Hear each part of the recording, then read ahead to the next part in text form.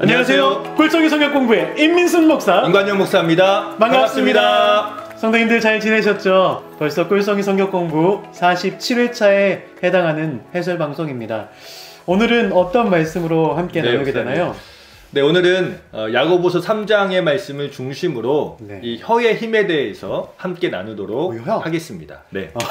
야고보서 3장 3절에서부터 5절 말씀에 보면 이 혀는 우리 몸 전체에 비해서 아주 작은 지체이지만 이 혀가 사람 전체를 움직이는 힘을 가지고 있다고 말씀하고 있습니다. 두 가지 예가 나오는데요. 하나는 말이고 또 하나는 큰 배를 예를 들어 설명합니다.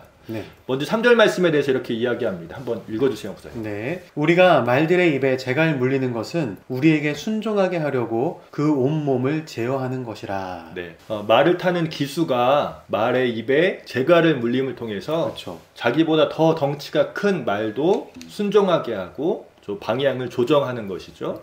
또 4절에는 배를 예로 들어서 이야기합니다. 또 배를 보라. 그렇게 크고 광풍에 밀려가는 것을 지극히 작은 키로서 사공의 뜻대로 운행하나니. 큰 배도 그 방향을 결정하는 것이 바로 작은 키를 통해서 사공의 뜻대로 운행한다는 것이죠. 자, 이렇게 배의 키나 말의 재갈을 물리는 것은 아주 작은 것이지만 전체를 움직이는 것인데 야고보는 이것이 바로 사람의 혀의 힘이다라고 말씀하는 것입니다. 5절 말씀 한번 읽어주시겠어요? 이와 같이 혀도 작은 지체로 돼 큰 것을 자랑하도다. 보라 얼마나 작은 불이 얼마나 많은 나무를 태우는가. 우리의 언어와 말에는 힘이 있는데 이것은 하나님께서 말씀으로 세상을 창조하셨고 세상을 창조하셨을 뿐만 아니라 말씀을 통해서 세상을 통치하고 다스리시기 때문에 그렇습니다. 요한복음에 의하면 예수님도 말씀이라 불리우셨고 지금도 성령께서는 우리 가운데 말씀을 통해서 깨닫게 하시며 우리를 다스리며 통치하십니다. 그래서 우리 기독교를 말씀의 종교라고 해도 과언이 아닌 것이죠. 하나님께서는 말 속에 강력한 힘을 불어넣어 주셨고 그래서 이 말을 아주 특별한 것을 우리는 생각하고 다루어야만 합니다. 목사님 10계명 중에 9번째 계명을 말씀해 주세요. 그렇게 생각하니까 이것도 말에 관한 계명이네요. 내 이웃에 대하여 거짓 증거하지 말라. 그러니까 말로 인해서 짓게 되는 이 죄를 짓지 말라고 하는 경고 아닌가요? 네, 그렇죠. 자, 이 거짓 증거하지 말라는 말씀에는 네 가지가 포함이 되는데요. 거짓 증언, 왜곡, 중상, 정죄입니다. 네 가지를 잠시 살펴보겠습니다. 이 거짓 증언은 다른 사람에게 거짓말하는 것이죠. 작은 것이든 큰 것이든 알고 한 것이든 모르고 한 것이든 의도적이든 혹은 의도적이지 않든 거짓말하지 말라고 말씀하십니다. 이 또 왜곡은 사실을 부풀리거나 축소해서 말하는 것을 이야기합니다. 있는 그대로 말하지 아니하고 말을 왜곡시키는 것이죠. 시편 50편 19절 말씀에 이렇게 이야기합니다. 내 입을 악에게 내어주고 내 혀로 거짓을 꾸미며 라고 말씀합니다. 거짓을 꾸민다는 말이 바로 속이고 사기친다는 것인데요. 다른 사람의 말을 바꾸어서 부풀리거나 축소시키거나 변절시키는 것을 이야기합니다. 우리 말 속에는 기본적으로 다른 사람에 대한 예의, 존중함이 담겨져 있어야 하는 것이죠. 그다음에 중상입니다. 중상은 근거 없는 말로 남을 헐뜯어서 명예를 깎아내리는 것을 이야기합니다. 이 중상한다는 말의 원래 의미는 염탐한다, 돌아다닌다는 의미를 가지고 있어요. 그러니까 여기저기 다니면서 다른 사람의 말을 헐뜯고 악한 말을 퍼뜨리는 것을 이야기합니다.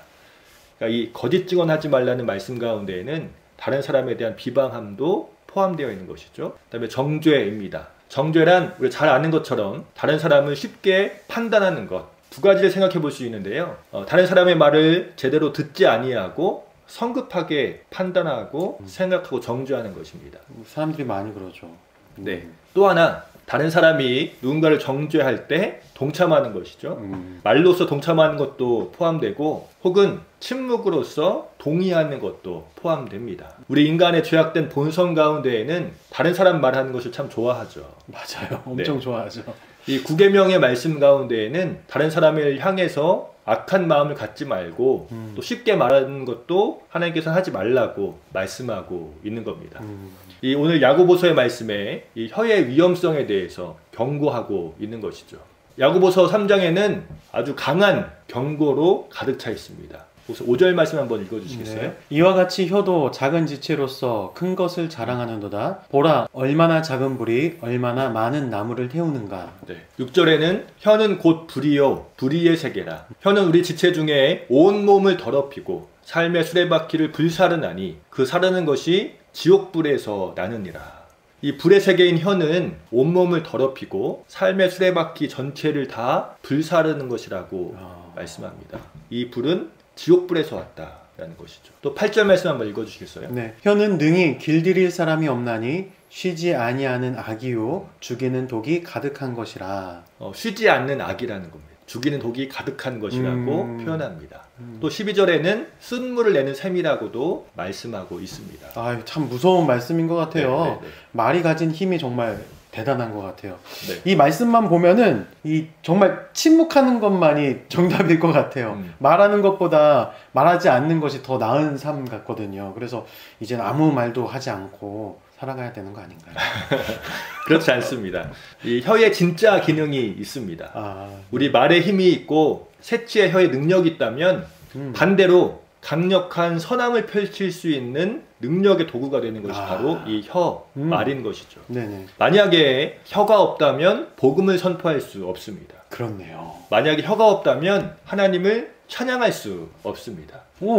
결국엔 혀가 없다면 복음을 아무에게도 전할 수 없고 복음을 전하지 못하기에 생명력 없는 우리의 인생이 될 것입니다.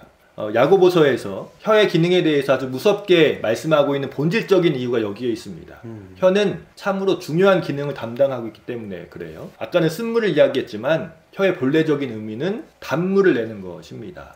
9절 말씀에 이렇게 표현합니다. 9절 말씀 한번 읽어주시겠어요? 이것으로 우리가 주 아버지를 찬송하고 또 이것으로 하나님의 형상대로 지음을 받은 사람을 저주하나니. 쓴물을 낸다는 것은 사람을 저주하는 것이고요. 네네네. 단물을 낸다는 것은 하나님을 찬양하는 것입니다. 그러니까 혀의 본래적인 기능은 하나님 아버지를 찬송하는 것. 혀는 원래 이것을 위해서 지어졌습니다. 여기서 찬송이라는 것은 꼭 노래를 이야기하는 것이 아니라 하나님을 경배하고 영화롭게 하며 하나님을 예배하는 것 전부를 이야기합니다. 결국 복음 전파와 맞닿아 있는 것이죠. 그렇네요. 자, 그래서 야고보서 3장 13절 이후의 말씀에 보면 지혜와 총명에 대해서 이야기합니다. 우리가 혀를 잘 사용하면 17절과 18절 말씀처럼 될 것입니다. 17절과 18절 한번 읽어주시죠. 네. 오직 위로부터 난 지혜는 첫째 성결하고 다음에 화평하고 관용하고 양순하며 긍휼과 선한 열매가 가득하고 편견과 거짓이 없나니 화평하게 하는 자들은 화평으로 심어 의의 열매를 거두느니라. 혀의 본래적인 기능이 이런 것들입니다. 오늘 말씀을 통해서 모든 성도님들이 혀의 본래적인 기능을 되찾아 있는 그대로 사용하셨으면 참 좋겠습니다. 아멘. 에베소서 4장 29절 말씀만 더 읽어보고 마치도록 하겠습니다. 무릇 더러운 말은 너희 입 밖에도 내지 말고 오직 덕을 세우는데 소용되는 대로 선한 말을 하여 듣는 자들에게 은혜를 끼치게 하라. 아멘. 목사님 감사합니다. 네. 우리에게 주신 이 혀는 하나님께서 우리에게 주신 선물이네요. 네, 그렇죠. 네, 우리 성도님들 하나님께서 허락하여 주신 이 혀라는 말이라고 하는 이 선물을 가지고서 이 세상에 나아가 아름다운 복음을 선포하는 성도님들 되셨으면 좋겠고, 그리고 하나님을 찬양하는 일에 내 혀가 아름답게 사용되기, 전 너무 바라요. 목사님 맞습니다. 복음도 전하고 사람을 섬기는 말도 하고 아름다운 말이 풍성해지는 한 주간이 되시기를 예수님의 이름으로 축복합니다. 그럼 오늘은 여기까지고요. 다음 주에 다시 만나요.